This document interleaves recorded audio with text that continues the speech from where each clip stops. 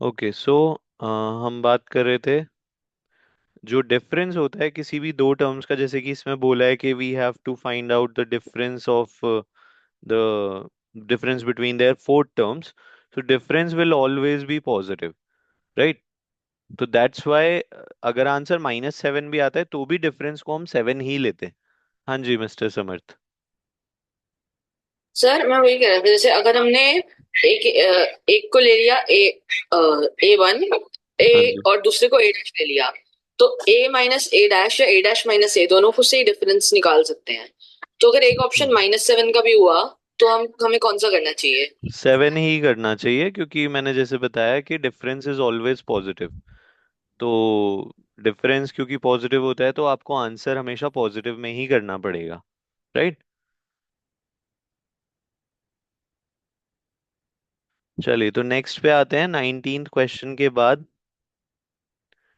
Next question में first four terms of an AP हमें find करना है, उसकी फर्स्ट टर्म और कॉमन डिफरेंस गिवन है। तो ये इस टाइप के क्वेश्चंस तो आप इजीली कर सकते हैं, right? Sum of the first. अब जैसे ये 23rd क्वेश्चन पे आते हैं, कुछ क्वेश्चंस तो बहुत ही इजी हैं, तो वो आप खुद ट्राई करके देख लेना। हम आते हैं 23rd क्वेश्चन पे। तो इसमें बोला है कि फर्स्ट 200 नेचुरल नंबर्स, यानी कि 1 2 3 4 अप टू 200 अगर आपके पास नेचुरल नंबर्स हैं, so you have to find their sum. तो मैंने आपको बताया था अगर हम नेचुरल नंबर्स का फॉर्मूला वो फाइंड करते हैं तो n × n+1/2 करते हैं, उसके लिए फॉर्मूला यूज तो डायरेक्टली भी आप यूज कर सकते हैं इसको। So it will become 200 × 201/2। so this 2 will cancel out 200. You will get 20100, right? So this is the C option here. तो अगर आप डायरेक्टली करेंगे तो आपका आंसर डायरेक्टली आ जाएगा। कोई डाउट इसमें किसी को भी?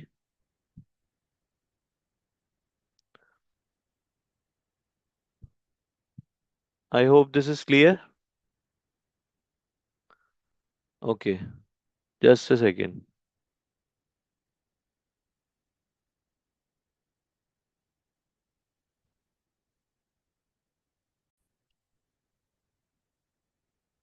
ओके सो स्टार्ट करते हैं।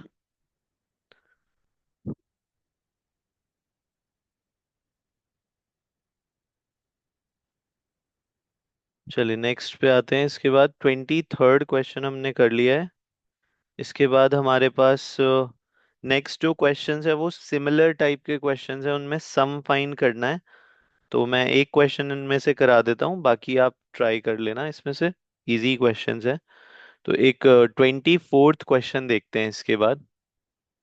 24th क्वेश्चन में A1 गिवन है, मतलब A गिवन है विच इज 1, AN गिवन है 20, एंड SN भी गिवन है आपको, दैट इज आप प्लीज ये सब ना करें तो अच्छा रहेगा, वरना मुझे मीटिंग को लॉक करना पड़ेगा, आप नहीं एंटर कर पाएंगे फिर। 399, राइट? SN = 399 होगा।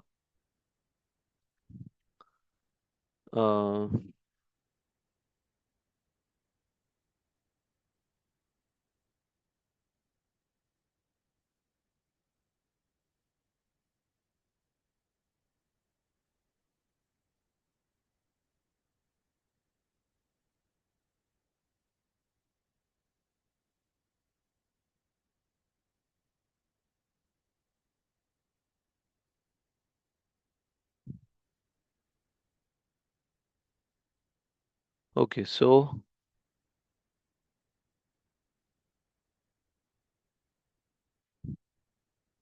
क्वेश्चन नंबर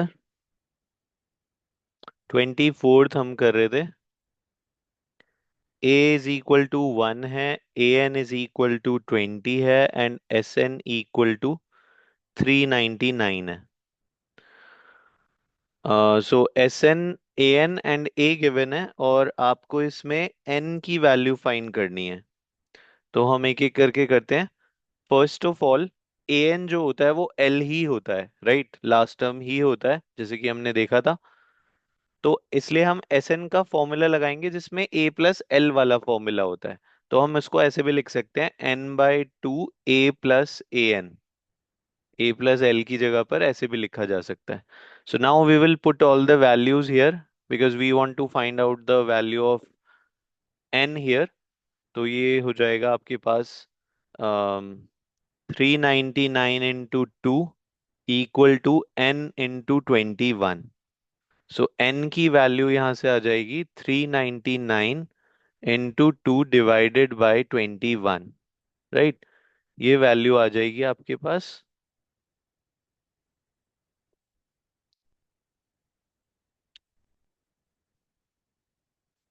सो 7 से इसको डिवाइड करके देखते हैं एक बार. आई थिंक 3 से होगा पहले. तो 3 7 जा 21, 133 आ जाएगा. देन 7 से अगर हम इसको करते हैं तो आई थिंक ये हो जाएगा 7 1 जा 7, 7 9 जा 63, and 19 into 2 will become 38. So there are total 38 terms in this AP, and this is the C option here. Clear है? तो ये हो जाएगा आपके पास. कोई डाउट किसी को भी? चलिए नेक्स्ट पे आते हैं इसके बाद. देन 26th क्वेश्चन करते हैं इसका. 26th क्वेश्चन में an AP starts with a positive fraction and every alternate term is an integer. If the sum of the first 11 terms is 33, then the fourth term is.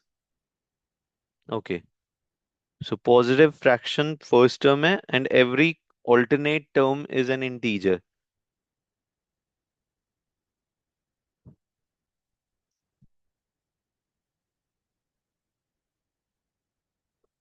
So S11 आपको given है 33. Okay. So आपको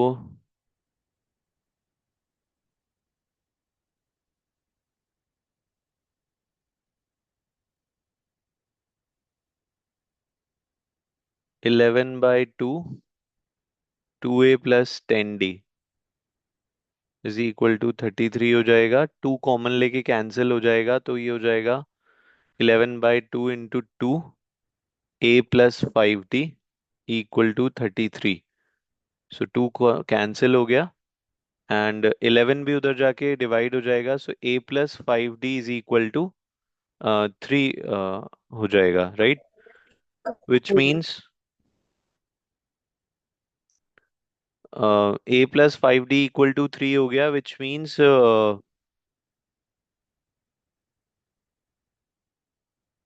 this is the value of I think a6. Right. a plus N minus one into d होता है. So ये a6 की value हो गई. But we are asked about the fourth term. तो अगर a6 3 है तो उससे पहले एक और इंटीजर होना चाहिए.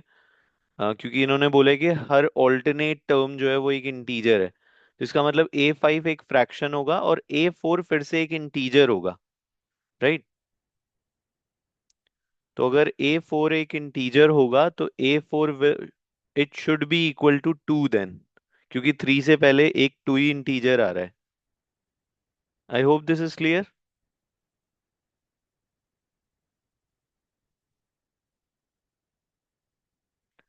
तो इस टाइप से हम इसे लॉजिकली इसे थोड़ा फाइंड करना पड़ेगा क्योंकि इसमें और कुछ गिवन नहीं है आपको. राइट. चलिए तो नेक्स्ट करते हैं इसके बाद. 27th क्वेश्चन देखें इसके बाद. यस समर्थ. सर अगर A6 3 आ रहा है जी. तो जरूरी थोड़ी है कि A4 भी 2 ही आए. हो सकता है वो उससे पहले का कोई इंटीजर हो. मीन्स उससे पहले का क्या? सर हो सकता है कि वो उससे पहले का कोई इंटीजर हो. मतलब आप 2 से छोटे नंबर्स की बात कर रहे हो है ना? कोई नंबर हो. लेकिन उसमें ऑप्शन में कोई और गिवन नहीं है ना. या ऑप्शन में अच्छा या 2 से बड़ा भी कोई नंबर हो सकता है कि डी प्लस में जा रहा हो या माइनस में हो. लेकिन इसमें ये भी लिखा है ना कि AP starts with a positive fraction और फिर उसके बाद हो सकता है ऐसा हो. लेकिन सम क्योंकि 33 आ रहा है तो उसके अकॉर्डिंग हमने किया है। ठीक है, हम यही लेके चलते हैं क्योंकि जब का कुछ भी गिवन नहीं होता ना, तो हम ये मान के चलते हैं कि कोई भी जो एपी है वो एक इंक्रीजिंग एपी होगी स्टैंडर्ड फॉर्म में। तो उसके अकॉर्डिंग फिर ये होना चाहिए कि जो सिक्स टर्म है उससे छोटी फोर्थ टर्म होनी चाहिए, क्योंकि इसमें और कोई लॉजिक हमें फाइंड नहीं कर सकते हम ऐसे। तो ए, हाँ ऐसे ही होगा। तो एवरी ऑल्टरनेट टर्म, क्योंकि इसमें इंटीजर है तो हम इसमें टू ही ले सकते हैं। थ्री तो A6 आ गया, तो A4 must be two only. Clear? Sir a four a four A4 अच्छा 4 भी नहीं है, ओके। चलिए तो आगे बढ़ते हैं इसमें।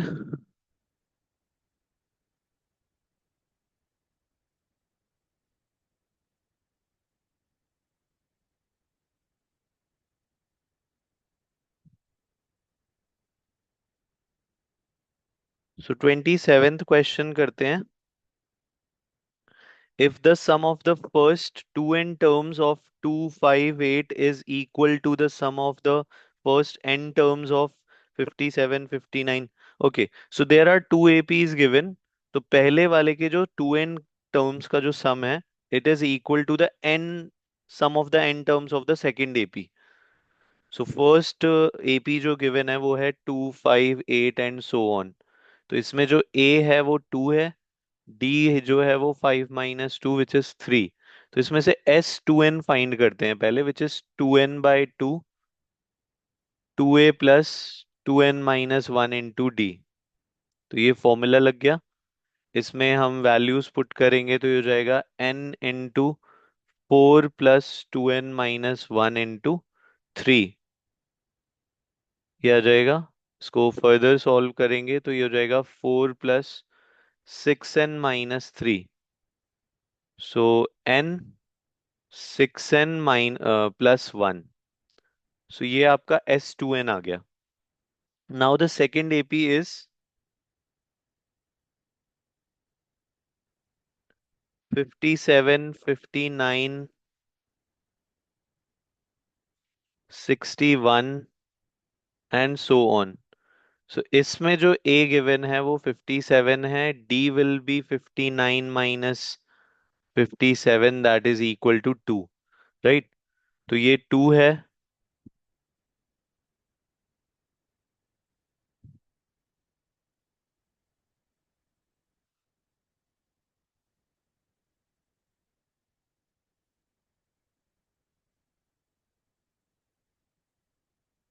ओके, सो A आ गया, D आ गया, तो इसका जो SN होगा that should be equal to the S2n of the first AP।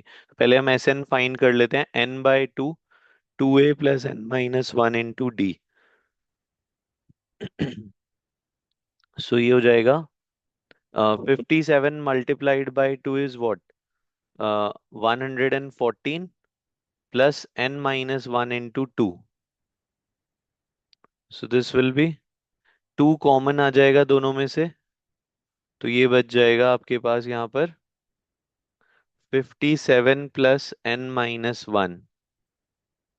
2 cancel हो गया, you will get n × 56 + n। Now these two are equal to each other, S2n is equal to SN है, तो दोनों की values को हम equate कर देते हैं। नेक्स्ट पेज पे कर रहा हूं मैं इसे। S2n is equal to SN, तो इनकी वैल्यूज आपको गिवन है, n × 6n + 1,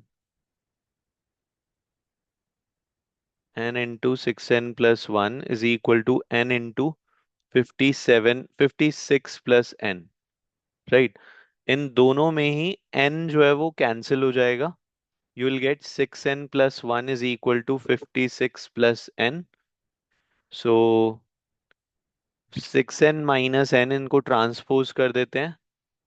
So 5n will be equal to 55, n will be equal to 55 divided by 5, that is equal to 11। So n की वैल्यू आपके पास 11 आ जाएगी।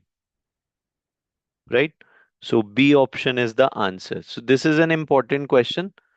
ये थोड़ा आपको देखना पड़ेगा. S2n = SN करके करना है, तो आप कर सकते हैं इसे इजीली. लेकिन आपको ये थोड़ा सा लेंदी है. तो ये वाला क्वेश्चन जरूरी नहीं है कि ये 1 मार्कर ही आएगा. ये 3 मार्कर भी आ सकता है ये वाला क्वेश्चन. ठीक है. तो इसी के अकॉर्डिंग आप उसे प्रैक्टिस करेंगे, क्योंकि जितने भी आपके 1 मार्कर क्वेश्चंस हैं वो आपके सब्जेक्टिव क्वेश्चंस भी बन सकते हैं. तो आपको प्रैक्टिस उसको सब्जेक्टिव के अकॉर्डिंग ही करना है. राइट. देन 28th क्वेश्चन पे आते हैं. Next question.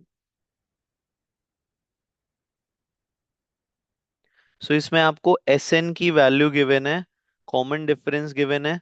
तो आपको इसमें फर्स्ट टर्म फाइंड करनी है. राइट. तो 28th क्वेश्चन में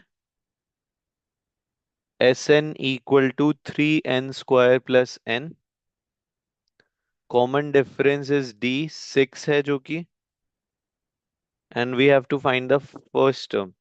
तो Sn की हेल्प से जब आपको ऐसे गिवन होता है जनरल टर्म में, तो S1 फाइंड करेंगे पहले. 3 × 1² + 1 which is = 4. Then S2 find करेंगे विच इज = 3 × 2² + 2, दैट इज = 3 × 4 = 12 + 2, 14 हो जाएगा. राइट.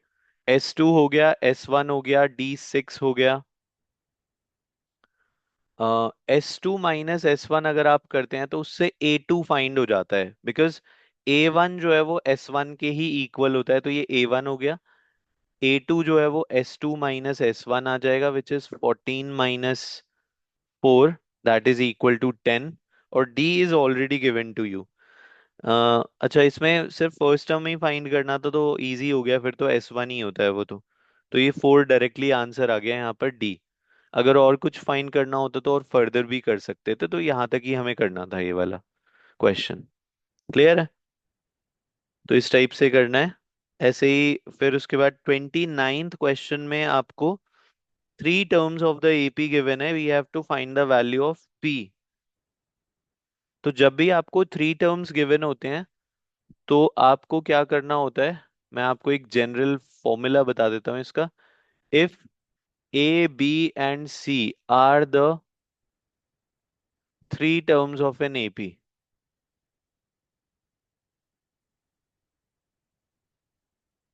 तो उस केस में आप इसमें डायरेक्टली ये लिख सकते हैं कि 2b = a + c होता है.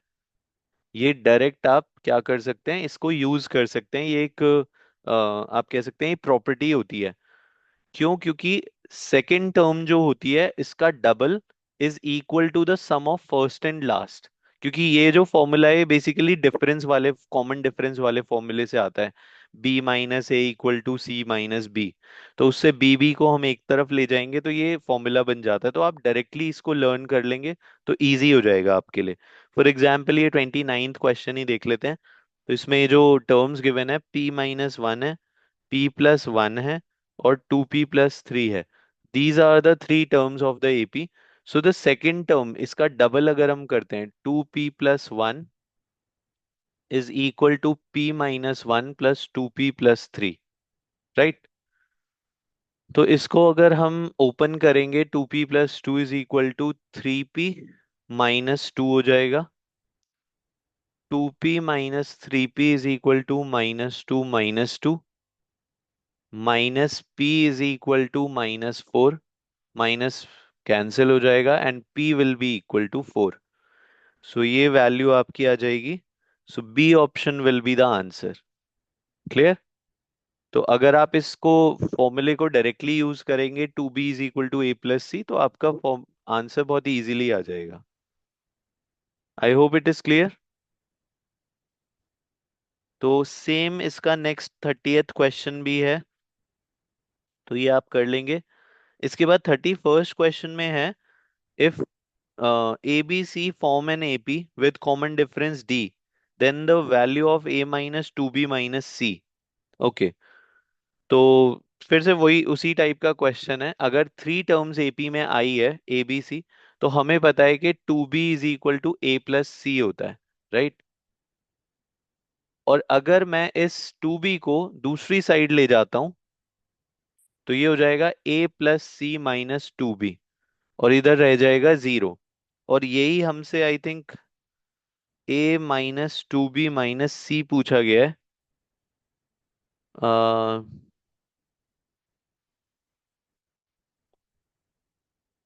ओके, तो देखते हैं। a - 2b - c, तो इसमें से है ना ये वाला हटा देते हैं अभी थोड़ी देर के लिए। 2b, ये जो फर्स्ट क्वेश्चन इक्वेशन थी ना, इसको पुट कर देते हैं, सब्स्टिट्यूट कर देते हैं इसकी वैल्यू। तो 2b की वैल्यू आई है a+c - c। So a - c so a cancel हो जाएगा, -c - c is -2c। So this will be the answer. But here d is the common difference, तो हमें उसको भी देखना पड़ेगा। Since d is the common difference here, तो जो c की वैल्यू है, c क्योंकि थर्ड टर्म है, it will be equal to a+2d, right. तो c की वैल्यू अगर हम यहाँ पुट करेंगे, -2 into a+2d, so it should B -2a - 4d। अब इसमें चेक कर लेते हैं, इसमें से c option will be the answer. You can check, c option will be the answer, -2a - 4d। I hope it is clear. थोड़ा सा tricky question है ये वाला भी, लेकिन इजी है, ऐसा कोई डिफिकल्ट क्वेश्चन नहीं है। क्लियर। आप इसे नॉर्मल उससे भी कर सकते हैं। तो वैसे सबसे इजी मेथड इसका वही होगा करने का। तो आगे देखते हैं, 31st क्वेश्चन हो गया हमारा।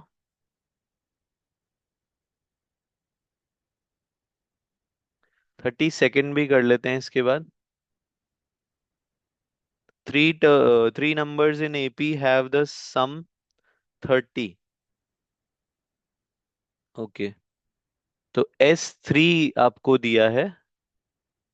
नहीं, एक्चुअल में जब भी आपको थ्री टर्म्स का सम गिवन होता है, तो हम उसमें लेट करते हैं। इसको भी आपको लर्न करना पड़ेगा। If there are three terms and their sum is given और प्रोडक्ट इज गिवन, तो let a - d, a and a+d be the terms,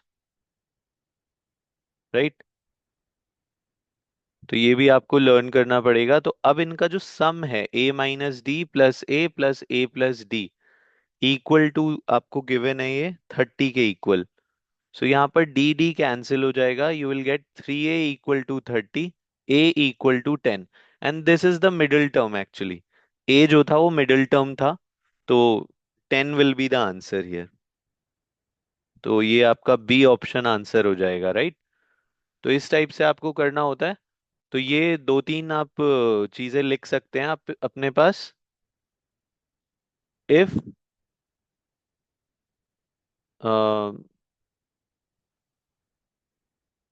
three terms, और you can say if the sum of three terms is given, if the sum of three consecutive terms is given, तो उस case में आप late कर सकते हैं, let a - d, a and a+d be the terms. लेकिन अगर यही, अगर आपको ये बोला जाता कि फोर टर्म्स आपको गिवन है, if the sum of four consecutive terms are given,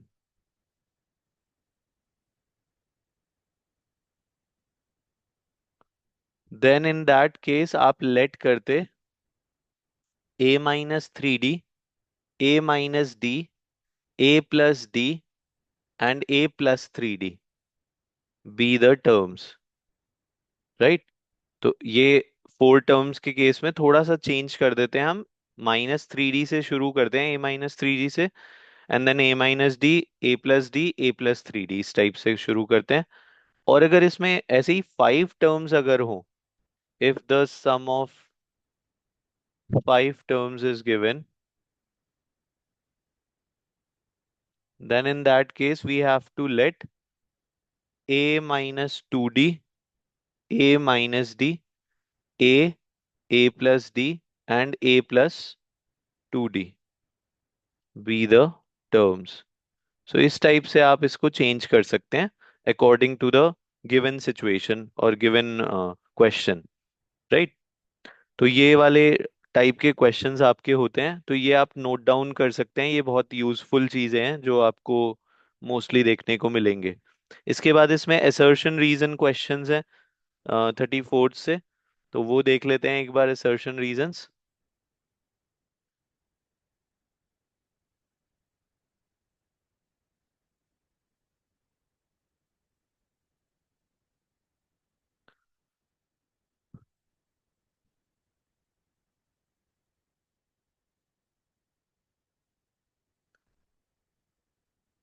so 34th question में आपको बोला है कि common difference of the AP is 4। Then reason में आपको बोला है common difference of the AP a plus d, a plus 2d is given by d equal to a2 minus a1। Okay, so assertion पहले check करते हैं कि वो correct है या नहीं है। तो 34th क्वेश्चन में d is a2 minus a1 as we know, minus 1 minus minus 5, that is minus 1 plus 5, that is equal to 4। so yes, assertion is correct। Then reason तो आपका बिल्कुल करेक्ट है, जैसे कि एपी में दिया है डी जो होता है वो a2 माइनस ए1 ही होता है। और जो रीजन है वो असर्शन का एक्सप्लेनेशन भी है, करेक्ट एक्सप्लेनेशन भी है, क्योंकि हमने डी को फाइंड भी उसी फॉर्मूले से किया है जो रीजन में गिवन है, राइट। तो इसलिए हम इसका फर्स्ट ऑप्शन चूज करेंगे, both assertion and reason are true and the reason is the correct explanation for the assertion। तो 34th वाले क्वेश्चन के लिए a option will be the correct option, both are true. Yes Samarth. Sir इस वाले question में जो AP है उसमें लिखा हुआ है for the AP A plus D और a+2। नहीं, वो तो ए रीजन तो प्लस टू गलत। डी नहीं नहीं, ए प्लस टू डी ही होगा, वो मिसप्रिंट है। हाँ जी, ठीक है। इसके बाद देखते हैं 35th क्वेश्चन, देखते हैं इसका ही assertion reason. Sum of the first 10 term of this AP is 31। तो ये सब चीजें तो वैसे आप फाइंड कर सकते हो, कोई बड़ी बात नहीं है। ए माइनस 0.5 है, डी हो जाएगा minus one minus minus 0.5 which is equal to minus one plus 0.5, that is minus 0.5 only. तो ए हो गया, डी हो गया, और एस एन आपको 31, बेसिकली ए 10 आपको 31 गिवन है। नो, एस 10 आपको 31 गिवन है। Sum of 10 terms is 31, this is given. So और नीचे इसका रीजन दिया है कि एस एन का फॉर्मूला हम यूज करेंगे, S N equal to N by two, 2a plus N minus one into D. वैसे इसमें डी मिसिंग है, वो आपको लगाना पड़ेगा। इसमें थोड़ी थोड़ी मिसप्रिंट्स हैं, तो वो आप देख लेना, उसको तो कोई प्रॉब्लम नहीं है। तो वैसे हम फॉर्मूला यही यूज करने वाले हैं, 2a plus 9d, right, n minus one के लिए। तो n की जगह यहाँ पर 10 चलेगा, तो ये कैंसिल हो जाएगा, 5 आ गया। फिर a की जगह -0.5 डालेंगे तो ये -1 आ जाएगा, 2 into -0.5 is -1, plus 9 into -0.5 is equal to 31। तो 5 -1 -4.5 हो जाएगा, equal to 31। So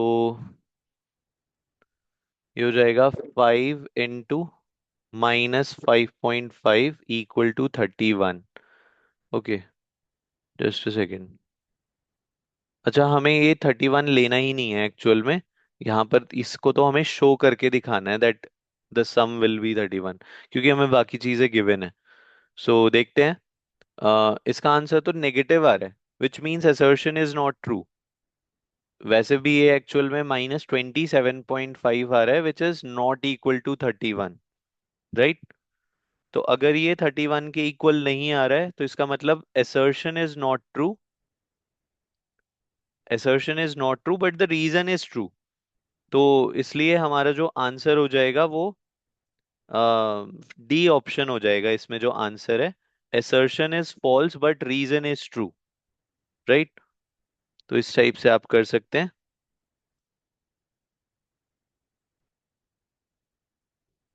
then 36th question जो है वो थोड़ा थियोरेटिकल है। इसमें बोला है कि a n minus 1, बेसिकली ये जो फॉर्मूला होता है a n minus वन, ये d का फॉर्मूला होता है, is not independent of n, then the given sequence is an AP।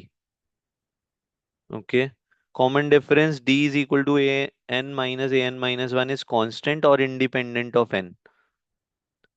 हाँ, तो ट्रू है ये चीज, क्योंकि d जो होता है वो हमेशा एक कांस्टेंट टर्म होती है, राइट? और और वो इंडिपेंडेंट भी होती है, इंडिपेंडेंट फ्रॉम n होती है, राइट? तो इसका I think assertion will not be true, क्योंकि इन्होंने बोला है is not independent of n। assertion is not true but the reason is true. Again the same thing, 36 के लिए भी डी ऑप्शन आपका आंसर हो जाएगा। तो इसी टाइप के क्वेश्चंस हैं इसमें सभी। अ,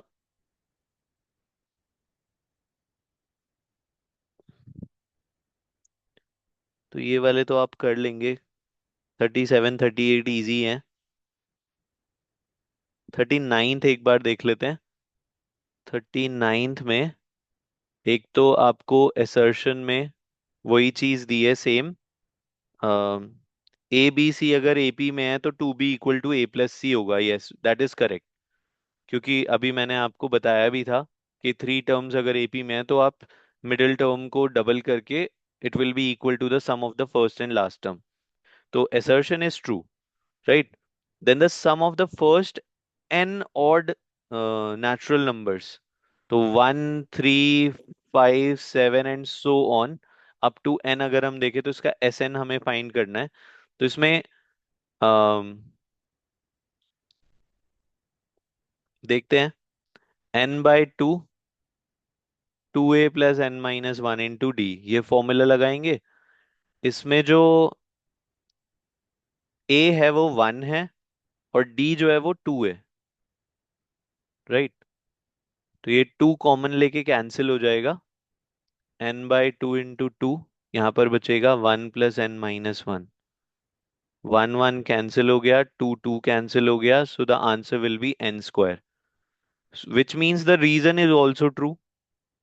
बट जो assertion है वो रीजन में कहीं पे भी यूज नहीं हो रहा, या रीजन जो है वो assertion में कहीं पर भी यूज नहीं हो रहा, which means that B option will be the answer. Both assertion and reason are true, but they are not the correct explanation. Means reason is not the correct explanation of the assertion, right? तो इसका B option will be the answer.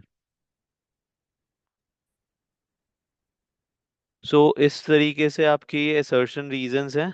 बाकी आप 40th question को try करके देख लेना, easy question है।